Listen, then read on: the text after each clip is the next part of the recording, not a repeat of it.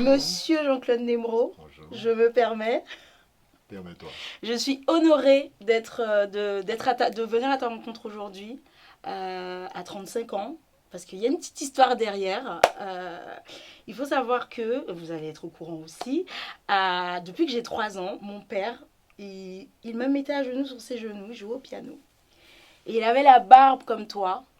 Avant que tu étais Lox, donc il avait votre couple là, avant, là, je sais plus comment, top, je sais plus comment ça s'appelait. Afro à l'époque. C'était le petit afro. Il me mettait sur ses genoux et il t'imitait. Mhm. Et il m'a toujours dit j'imite Jean-Claude Nemro. Et je vais l'ennuyer. Et du coup, moi j'ai grandi avec l'amour de ta musique. Euh, et c'est grâce à mon père. Et aujourd'hui, je suis tellement honorée à 35 ans d'enfin te rencontrer. Donc merci beaucoup. Je t'en prie, ça ne me rajeunit pas. Hein. Oui, mais bon. Il est jeune, il fait jeune quand même. Du coup, aujourd'hui, on va faire un petit voyage dans ta vie Okay. à travers des photos. Pas de souci. Tu me dis quand tu es prêt et on y va. On est bien. Alors, on va commencer par une première photo. Mhm. Premier groupe en Martinique, les Coconuts, 1966-67, on va dire. Mhm. On avait un groupe qui était déjà avant-gardiste pour moi, parce que c'est un petit groupe d'adolescents qu'on avait eu l'idée de faire quand on était au lycée Gelcher. Et ce qui était intéressant dans ce groupe, c'est que... Tiens, je te la laisse la tablette. Pourquoi je dis avant-gardiste, c'est que on avait plusieurs chanteurs. Luc Laurentine, il chantait tout ce qui est Biguine Mazurka, truc du pays. Mhm. Christiane Crestor, elle chantait Edith Piaf, la variété française et tout ça. C'est d'ailleurs la mère du batteur Crestor, très connu aux Antilles en ce moment. Barus, il était le bassiste. José Alpha, il était le chanteur américain, tout ce qui est James Bond, Otis Redding et compagnie. Donc on avait un groupe, comme je dis, avant-gardiste, parce que ça n'existait pas à l'époque. Même si on était ados, on a même joué à l'Olympia à l'époque, qui était une salle de spectacle à l'époque, en plus d'être une salle de cinéma. Mais la particularité de ce groupe, c'est que finalement, on pouvait aller jouer dans des surprises parties, des balles, des mariages, et on s'adaptait selon l'âge des gens, selon ce qu'ils voulaient. Selon l'événement. Okay. Selon l'événement. Musique américaine, musique... Ce qui a peut-être même déterminé ensuite, on va dire, ma vie et ma carrière, parce que le fait d'avoir très tôt, on avait 17, 16, 17, 18 ans, l'envie de reproduire toutes ces musiques faisait que très tôt, on a eu un cursus à 360 degrés. On entendait aussi bien à la radio Adamo, Claude François et Johnny Hallyday, que Otis Redding, James Brown qu'on allait écouter sur les disques, que la musique du pays, Mazurka et tout ça. Donc, vous vous intéressiez à toutes les musiques. Tôt, ouais. On était intéressés partout. Mais du coup, là, tu avais quel âge? 17 ans, un truc comme ça. 17 ans, tu étais encore en Martinique? J'étais au lycée Gelcher, oui, en Martinique. D'accord. Tu faisais déjà du piano? Oui, parce que il y a eu un piano chez moi, j'avais 10-12 ans, quand on a émigré, si je peux m'exprimer ainsi, de Saint-Pierre vers Fort-de-France. Et pourquoi mon père a acheté un piano, je n'en sais rien. Toujours est-il que je m'y suis mis, j'ai aimé ça. Mon père m'a dit, ah, ben, si tu aimes ça, tu prendras les cours. Donc j'ai commencé les cours de classique avec mademoiselle Danel. Après, avec madame Bédapierre jusqu'au bac. Ce qui fait qu'en plus de tout ce que je te dis, il y avait aussi le côté classique. Ouais, d'accord. Donc, ce qui explique peut-être que j'ai fait plus tard. Ouais. Voilà. D'accord, ok. Et du coup, après...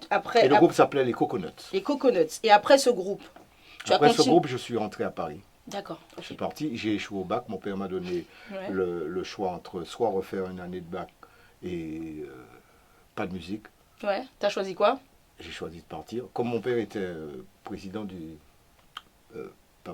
directeur du CDDP, à l'époque c'était un organisme qui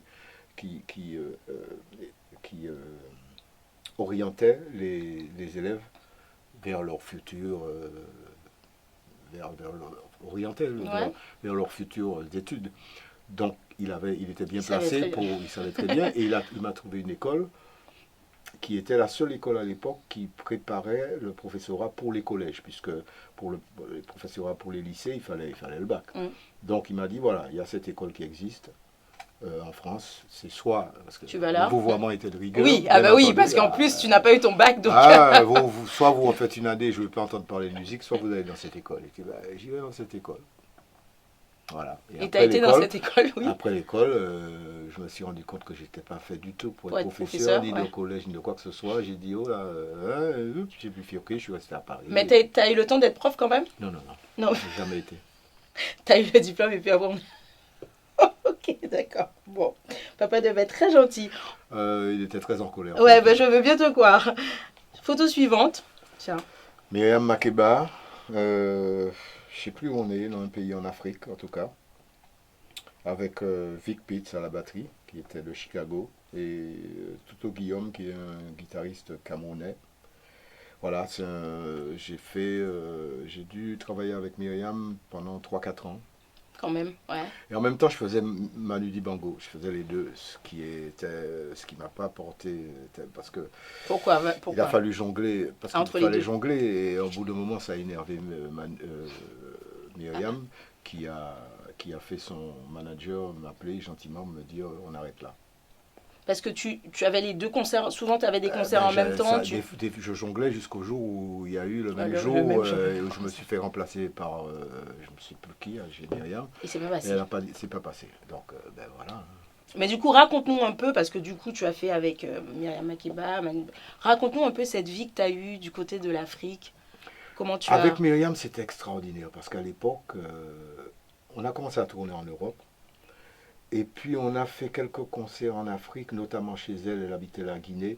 Et elle vivait avec Carl Michael Stokely, qui était un des Black Panthers. Oh, ouais. Très connu. Même il était un des fondateurs d'ailleurs, que j'ai rencontré à Paris d'ailleurs. Et donc ça m'a ouvert beaucoup les yeux sur la vie aux États-Unis à travers elle, parce qu'elle nous racontait des anecdotes extraordinaires, genre sa première tournée par exemple avec Belafonte, où ils allaient dans des hôtels 4 étoiles et que chaque fois qu'ils mettaient le pied dans une piscine, les gens faisaient vider la piscine quand ils sortaient. Ah, on est en 1960, dans les années 60, hein, le Ku Klux Klan, on parle de Floyd maintenant, oui, mais c'est vrai. Ça c'est enfin, je dirais pas que c'est rien par rapport à l'époque, mais à l'époque c'était les pendaisons, c'était etc. Donc elle nous racontait tout ça et j'ai beaucoup appris à connaître l'Amérique à travers Myriam. On a même été faire un spectacle, je me souviens plus, un jubilé aux États-Unis où il y avait Belafonte d'ailleurs. Mais très belle personne. Très belle personne. Très bon souvenir. Ah oui, c'était une belle personne.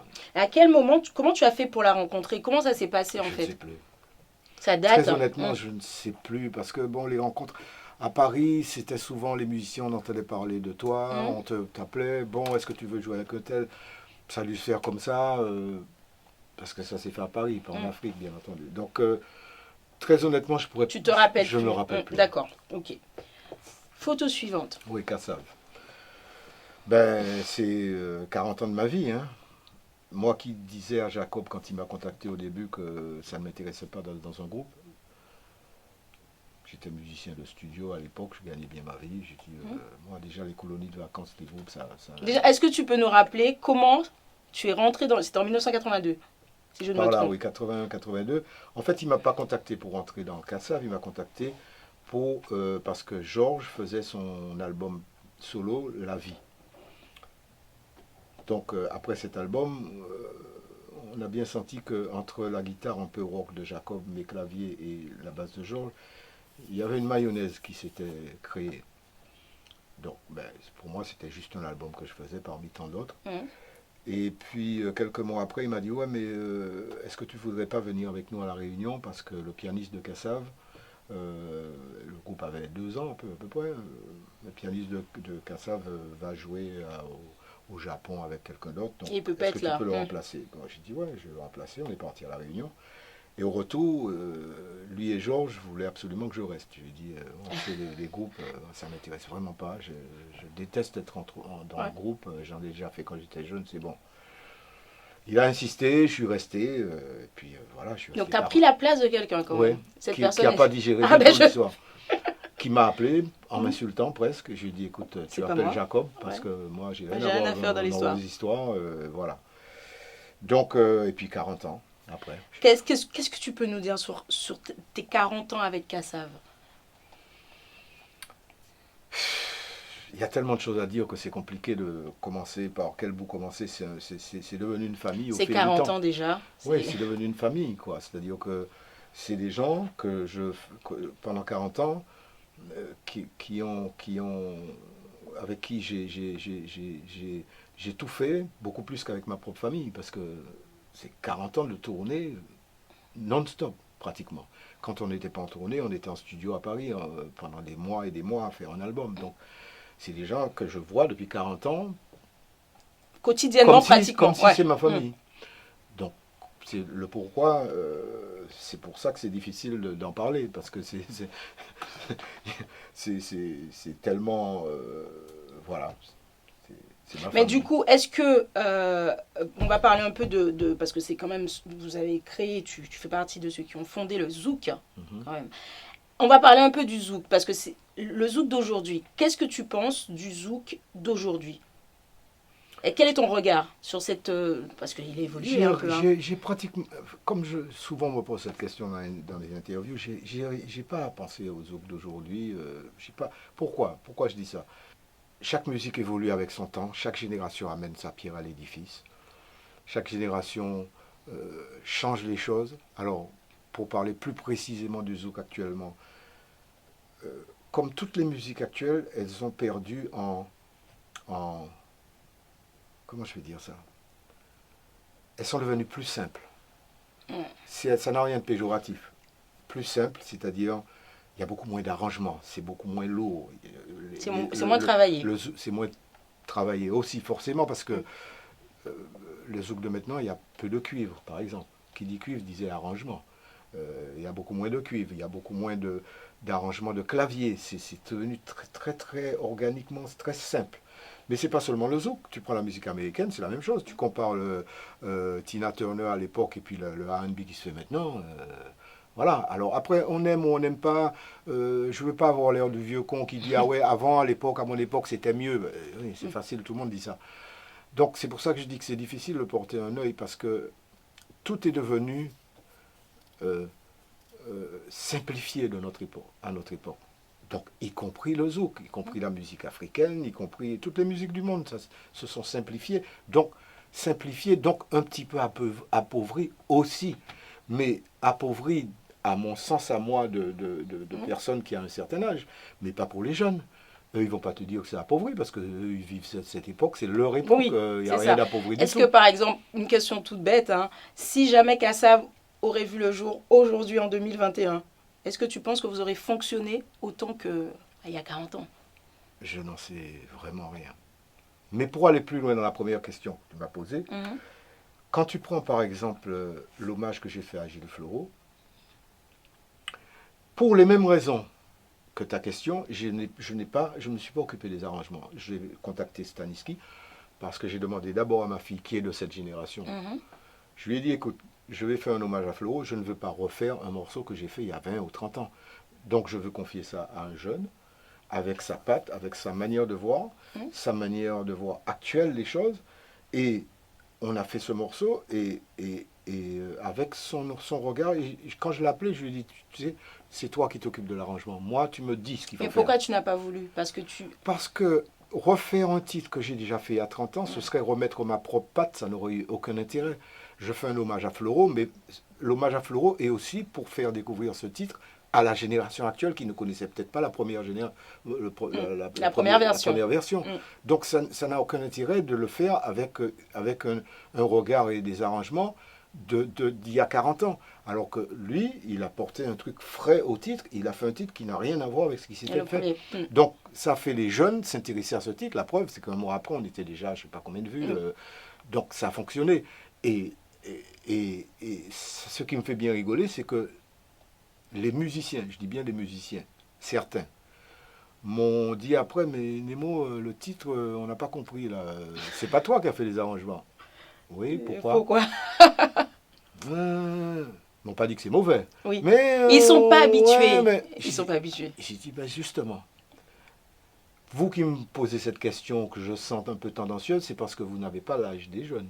Ouais. Les jeunes, peut-être, ils n'ont trouvé aucun souci au Donc, Nevers, ça me réconforte dans le fait que c'est vous qui me posez cette question et pas les jeunes. Oui, parce que les jeunes... Donc, j'ai réussi mon coup. Oui, c'est vrai. Voilà. C'était pas pour vous, c'était pour la nouvelle génération. J'ai une question concernant ta vie d'artiste et le Covid.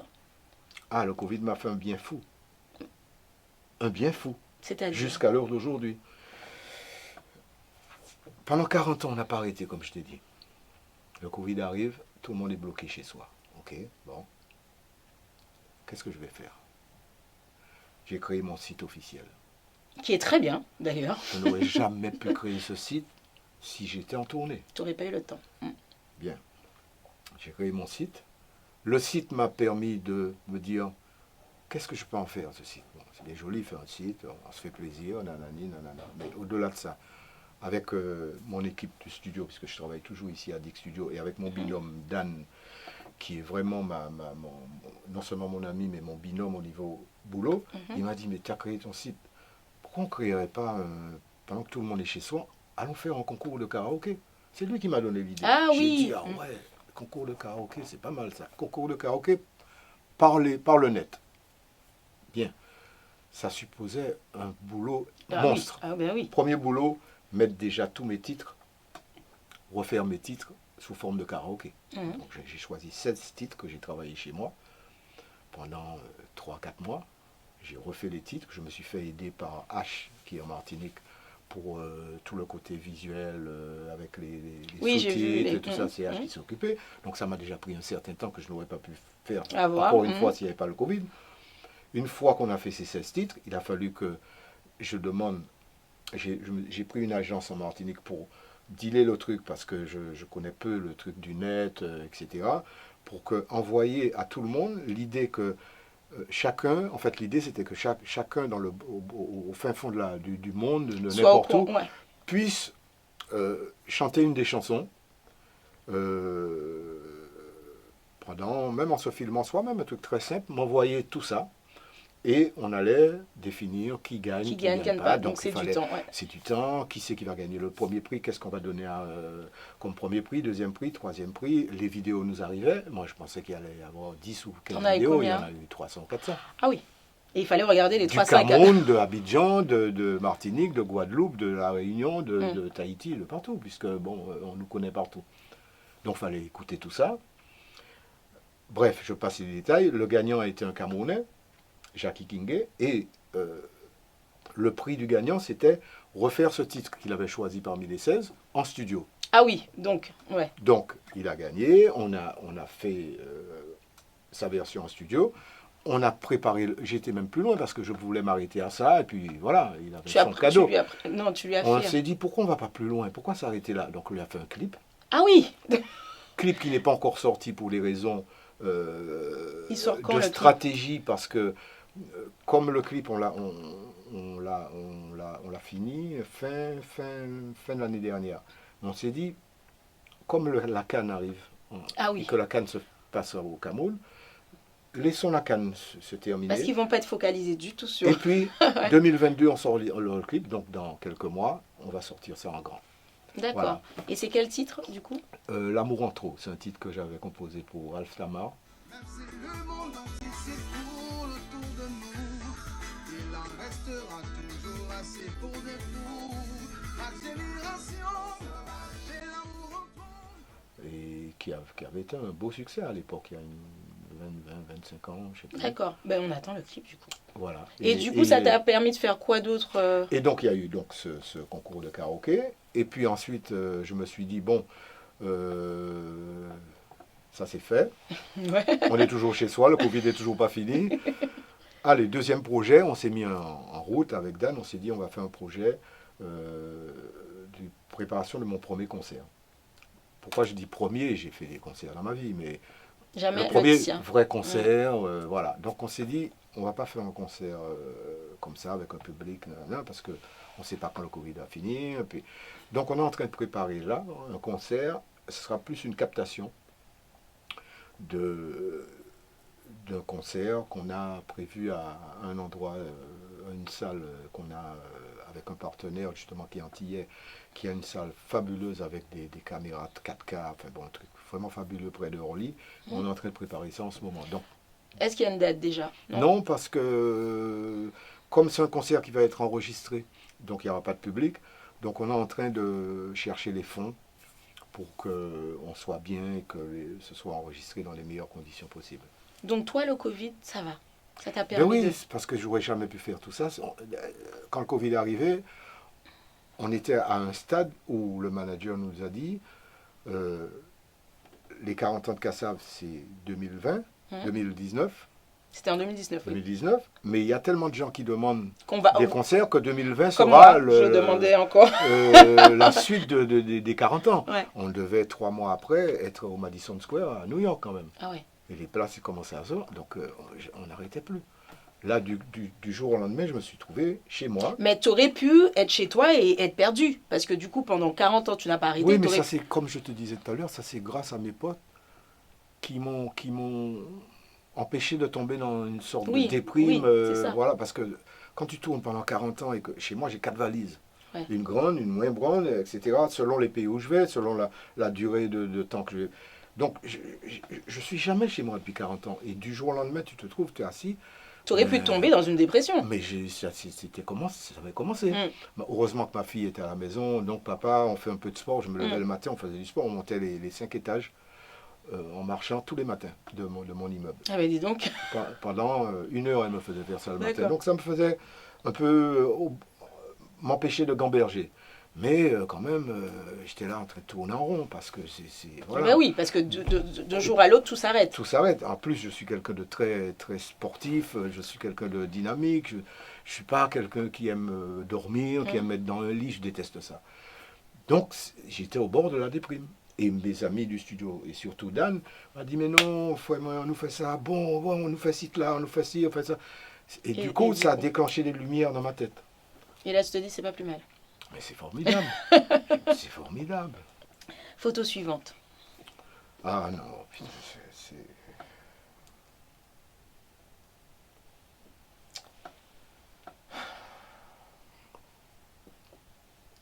Tu sais, Jacob,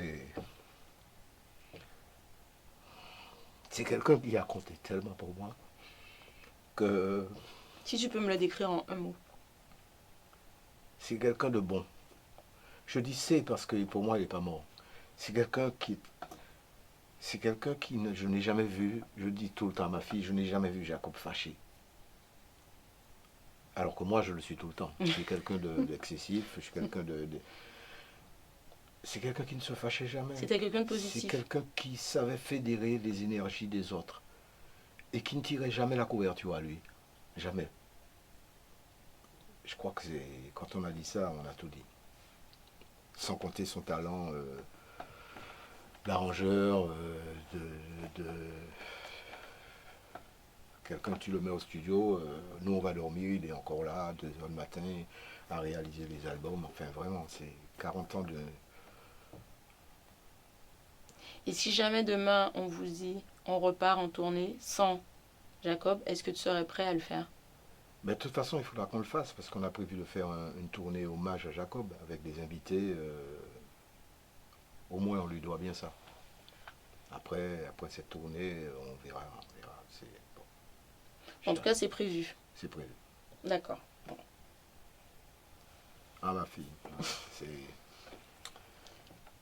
Ouais, c'est ma fille, quoi. Qui te ressemble comme 2 gouttes d'eau, d'ailleurs. J'en ai qu'une, et puis c'est la pierre angulaire de tous mes projets. C'est quelqu'un qui a toutes les mêmes qualités, les mêmes défauts que moi. Ah. C'est-à-dire que c'est quelqu'un qui est très ponctuel, qui est entière. Quand elle a décidé un truc, c'est pas à demi. Mais qui a un sale caractère comme moi, qui se fâche en 2 secondes comme moi, qui monte, mais alors pire que moi. D'ailleurs, je lui dis, mais pourquoi t'es comme moi? Mais je n'ai pas fait chat, papa. Mais voilà. Mais du coup, la prunelle pendant les 40 ans, comment t'as fait? Parce que t'avais un enfant.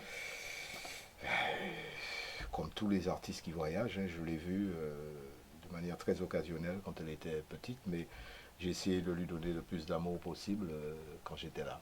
Elle te l'a jamais reproché, ça?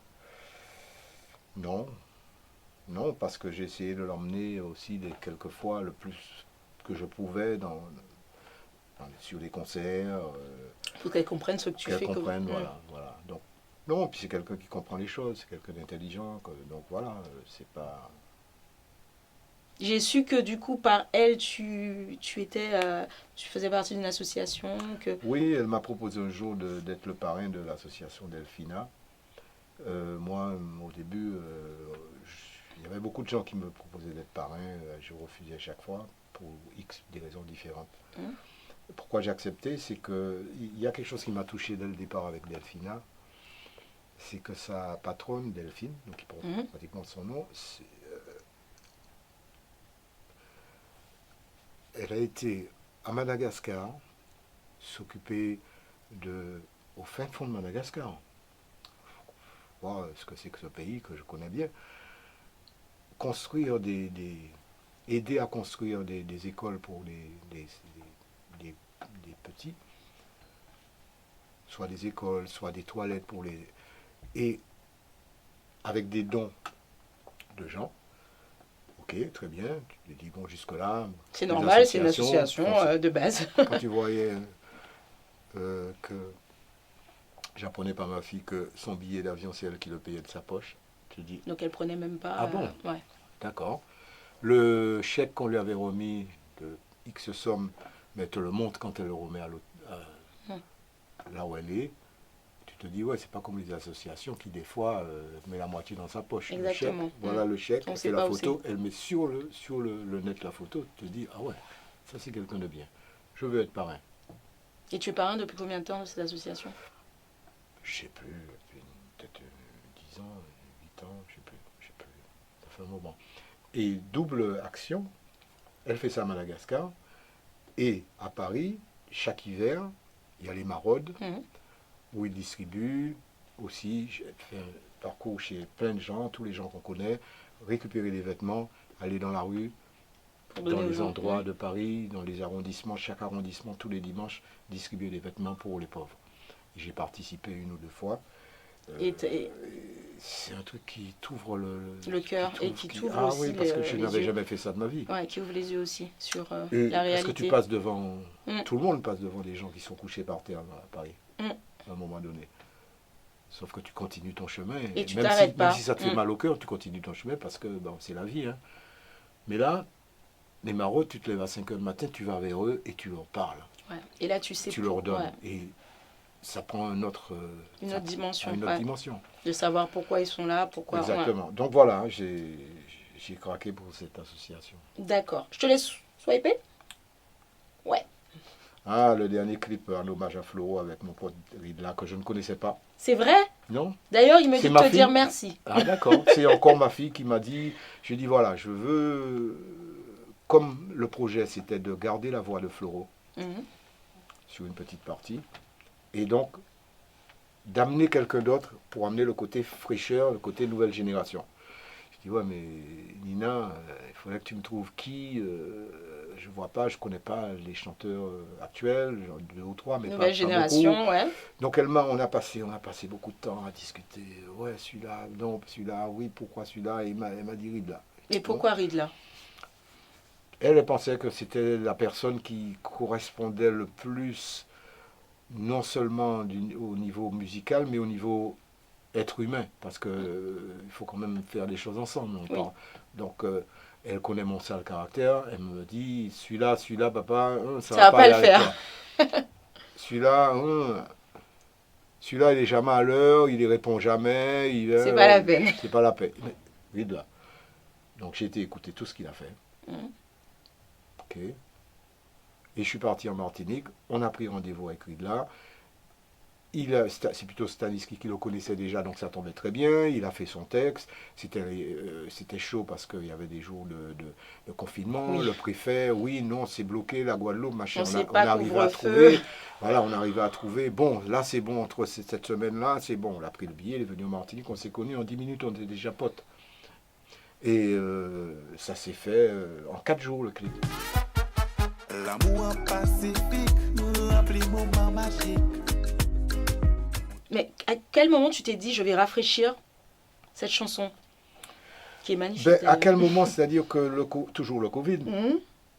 Je dis, ça fait 10 000 ans que je n'ai pas été dans ma cave, je vais dans ma cave, je trouve la bande de Digital Dread, l'album que je pensais que cette bande-là, elle était perdue. Même beaucoup de bandes de Kassav sont perdues. Alors qu'il est, Vous ne savez pas où il se trouve. Je cherchais partout dans ce studio à l'époque, il y a quelques années. Et je tombe sur la bande, je dis, ah ouais, quand même. Et donc, en réécoutant tous les morceaux de l'album, je me dis, ce titre-là, il avait beaucoup marché. Ah oui, je peux te le dire, moi je l'écoute tout le temps. Il n'est plus là. Ouais. Pourquoi on ne va pas faire un hommage le jour de la mort de son anniversaire, où on trouvait une occasion pour rafraîchir ce titre. Donc c'est parti comme ça. Et de fil en aiguille, on s'est dit, avec qui on fait ça? Stanis qui fait les arrangements. Ridla maintenant, je suis parti en Martinique. Et grâce à ma fille, en une semaine, c'était réglé. La voiture, les motos. Le clip est magnifique d'ailleurs. Les vêtements, ma fille a tout géré, de A jusqu'à Z. Et on a tourné le clip en 4 jours. D'accord. Ta fille, c'est ta manager, du coup? Par la force des choses. Depuis le Covid ou pas aussi? Exactement. Ah ben décidément, Exactement. le Covid, on a fait des choses. Exactement, puisqu'elle est en Martinique, donc c'est elle qui allait, depuis, je sais pas, peut-être 10 ans en Martinique, elle a donc beaucoup les plus contacts, d'amis que moi là-bas, de cette génération. Oui, appelle celui-là pour les lunettes, pour les costumes, pour les chaussures, pour les ceci. Donc voilà, ça s'est fait très vite. Elle est ta manager côté Outre-mer, c'est ça? Oui, on va dire ça. Vas-y, je te laisse swiper.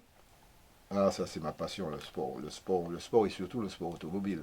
La Formule 1. Je suis un fou de sport automobile. Depuis petit, quand j'étais ado, j'étais déjà fan de Jim Clark à l'époque. Dans les années 60, on va dire que j'étais au lycée Chelsea. Après, je suis devenu fan de Ayrton Senna, que je devais rencontrer par l'intermédiaire de Didier Lozaï, qui connaissait, dont le manager. Enfin, bref, bon, il a eu le temps de partir. J'ai jamais connu mon idole Ayrton Senna. En revanche, comme nous, on a quand même une idole en Martinique, et quand même Simon Jean-Joseph. Oui, donc, je me suis rapproché de lui, je l'ai connu, c'est devenu un pote. Et j'ai jamais eu l'occasion de monter avec lui en voiture, mais on est en train de justement mettre en place ça pour cette année. D'accord. Mais pour revenir sur le kart, donc quand j'ai l'occasion, quand il fait beau, j'adore ce kart qui est près de Orly. Il est en plein air et j'aime bien dire à mes potes, allez viens, on fait des compétitions. Et moi ce que je veux c'est gagner. Mais du coup, attends, mais tu as quel âge, Jean-Claude? J'ai 71 ans. Tu as une forme de dame quand même. Je pense que c'est... Bon, il y a mes gènes peut-être, sans doute, mais oui. Comme je suis très intéressé par le sport, mon père m'a toujours dit, tu peux être intelligent comme tu veux, si tu es couché dans un lit. Ça servira à rien. Voilà. C'est vrai. Tu te lèves, fais le sport, et après une tête pleine dans un corps sain. C'est ça, c'est vrai. Mon père, il a planté le premier arbre à Saint-Pierre, le jour de l'inauguration de l'ASSO de Saint-Pierre, qui est le club de football de Saint-Pierre, dont il est le président. Pour te dire dans quel truc il était. Donc moi j'ai... T'as été élevé dans le sport. J'ai été élevé dans le sport, parallèlement à la musique. Quand je suis arrivé à Paris, j'ai commencé le tennis. J'ai fait beaucoup de tennis. Après j'ai fait du karaté avec mes potes, Jean-Paul Joannel. J'étais dans un club, il n'y avait que des Antillais à Saint-Ouen de karaté. D'accord. Après j'ai fait un peu de boxe. Bon, après la boxe, j'adorais ça, parce que j'étais fou de Mohamed Ali, que j'ai rencontré d'ailleurs aux États-Unis. D'ailleurs, là, il y a... Hop. Et ben voilà. Et donc, j'aime ça, quoi. J'aime le sport parce que c'est un truc qui, au-delà du sport en lui-même, c'est un truc qui te met bien dans ta tête, quoi. C'est vrai. Quel que soit le sport que tu fais, ça te met bien dans ta tête. Et jusqu'à maintenant, je vais... soit à la Courneuve, soit au but de Chaumont, je cours 3 ou 4 fois par semaine. Ah oui, quand même, combien de kilomètres Ça dépend, j'écoute mon corps, parce que ça aussi c'est important. Oui, et tu fais de la cuisine aussi. Ah mais ça c'est Non mais, ma passion, mon autre passion. Mais c'est depuis le Covid aussi, ou ça a toujours été? J'ai toujours été branché par la cuisine, toujours. J'ai d'ailleurs fait une émission à l'époque, il y a une quinzaine d'années, avec Petit Renaud, qui était connu à Ménilmontant. On a fait une émission. À la suite de ça, cette émission est passée aux Antilles. Tout le monde a vu, parce qu'il n'y a que mes amis qui savent que je cuisine. Donc on m'a invité dans une émission en Martinique, où c'était une émission autour du culinaire, où les gens, où on parlait cuisine, mais où les gens pouvaient appeler au téléphone. Et ça me fait marrer. Pourquoi je raconte ça? Ça me fait marrer parce que la première personne qui a appelé au téléphone, Monsieur Nemo, bonjour. Alors, je voudrais savoir quelque chose. Où on mange mieux? Vous qui avez fait toutes les îles de la Caraïbe, depuis le nord jusqu'au sud, on mange mieux où? Il s'attendait à dire que en Guadeloupe.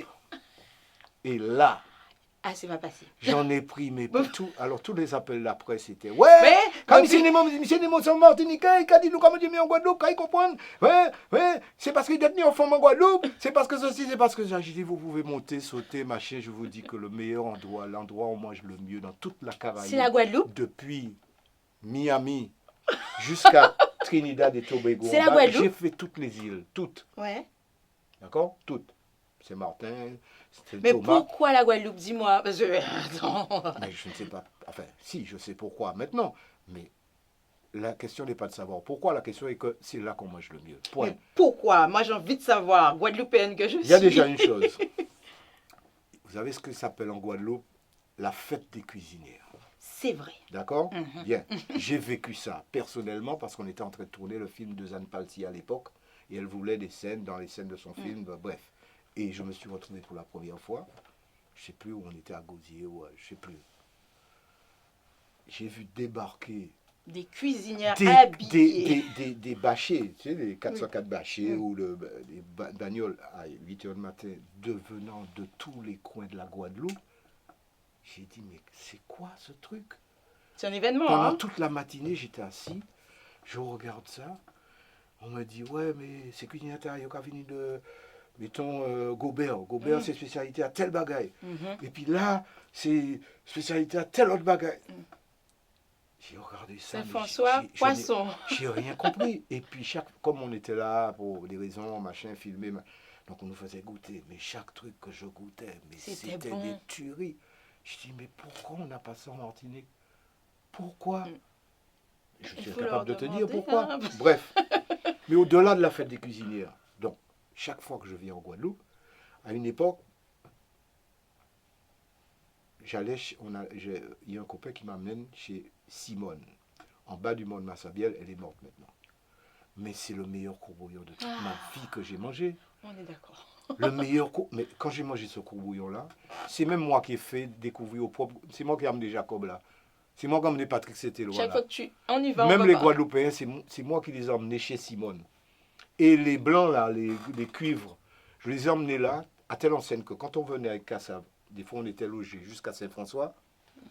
J'appelle Simone, je dis Simone, moi quand je viens à midi.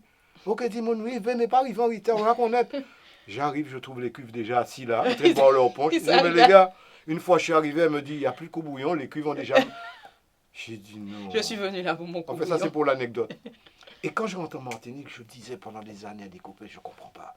Comment en Guadeloupe, le courbouillon a ce goût-là? Et il n'y a personne qui a ce goût-là en Martinique, Ouais, ce goût. Même il y a même des courbouillons qui ont un goût, une genre de sauce qui est un peu épaisse, orangée. Il n'y a même pas de tomate dedans. Ouais, c'est vrai. Il y a l'huile de roucou ou du beurre rouge, mais parce que comme je suis cuisinier, j'ai appris à savoir ce qu'ils mettent. Mais j'ai dit, mais c'est pas possible. Et donc, pour revenir à cette émission que je fais en Martinique, pour parler de mes... je leur dis, mais... Alors ça a énervé beaucoup les gens. J'ai dit, mais nous, on ne fait pas un courbouillon. Nous, on fait un blaf à la tomate. C'est vrai. Avec plein d'oignons, plein d'eau, et puis plein de tomates. Et on ouvrait. Non, les gars, non. Alors, il y a bien sûr 2-3 personnes qui font des courbouillons super en Martinique. Je ne veux pas dénigrer le pays au point de dire que tout est mauvais. Mais de manière générale, en Guadeloupe, mais c'est deux années-lumière avant. Et pas seulement le courbouillon, le colombo en Guadeloupe. Ah oui, ben... On est content. J'adore manger. Je ne mange pas beaucoup, mais j'adore manger. Et tu adores bien manger. Et comme j'ai un métier qui m'amène à être invité partout, donc je suis invité partout. Je suis invité chez des gens qui sont super friqués en Guadeloupe. Je suis invité le lendemain chez des gens qui n'ont rien. Mais quand tu vas manger chez eux, ils te donnent à manger des trucs. Tu dis, mais waouh, ouais, c'est bon. Mais en Guadeloupe, mais pour moi, c'est pas seulement la Caraïbe qu'on mange mieux en Guadeloupe. Moi, je dis, si on me disait dans le monde entier, où on mange mieux, il y a 3 endroits pour moi. On mange mieux. Dis-moi. La Guadeloupe, la France et l'Italie. Et pourtant, tu en as fait des pays. Tu m'as dit, les seuls pays que tu n'as pas fait, c'est l'Inde et le Japon. Et la Chine. Non, l'Inde et la Chine. L'Inde et la Chine. J'ai fait le Japon. Les 3 endroits où j'ai mangé le mieux de toute ma vie, c'est en Guadeloupe, en France, parce que, bon, il y a de quoi. Reconnaître qu'en France, il y a de quoi. Quand on va aller chez les grands chefs que certains je connais, et enItalie, mais c'est une tuerie. C'est les 3 pays, pour moi, les 3 endroits sur Terre où on mange le mieux. Tu vas au Sainte. Ah oui. Mais c'est une tuerie au sein de... Enfin bref. Parce que moi, quand on me lance sur la cuisine, je suis inarrêtable. Je peux me parler pendant 3 heures. Et comme l'émission ne dure pas 3 heures... Jean-Claude, pour finir, j'ai une question. Qu'est-ce que tu aurais aimé qu'on retienne de toi en tant qu'artiste? Tu sais, comme je dis tout souvent, moi, je ne suis pas quelqu'un... Comment je vais te dire ça pour ne pas paraître non plus faux? Parce que ça peut paraître... Ne sois pas trop humble. Voilà, ça peut paraître... Mais je suis pas humble, je m'en fous d'après. Tu vois, je ne suis pas quelqu'un qui me dit, ouais, quand je vais mourir, il faut tel truc va porter mon nom, va parler, moi je m'en fous. Je crève demain, bon. J'ai amené ma petite pierre à l'édifice. Mais si on parle de toi, vivant, tu veux qu'on retienne quoi de toi? Je ne sais pas. Qu'est-ce que tu aurais aimé dire, par exemple, à Jean-Claude d'il y a 30 ans? Waouh, tu as de ces questions, toi? Ouais. Qu'est-ce que j'aimerais lui dire? Sois un peu plus souple, sois un peu plus indulgent envers les autres. Tout le monde n'a pas ta rigueur. Sois un peu plus indulgent avec les autres. Tu te le dis toujours maintenant, là, ou pas? Un petit peu, mais pas beaucoup.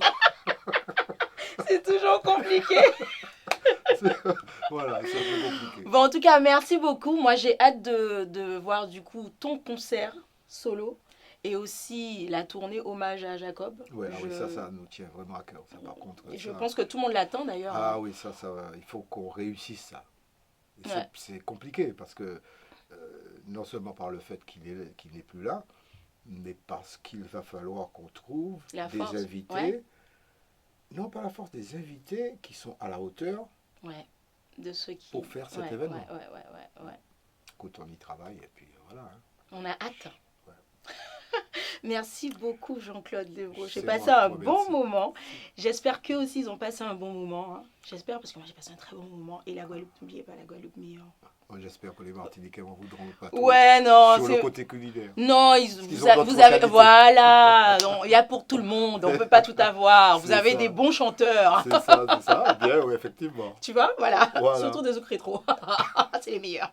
En tout cas, merci beaucoup. C'est moi, toi. Nous, on se retrouve très vite et je vous fais des bisous. Bye bye.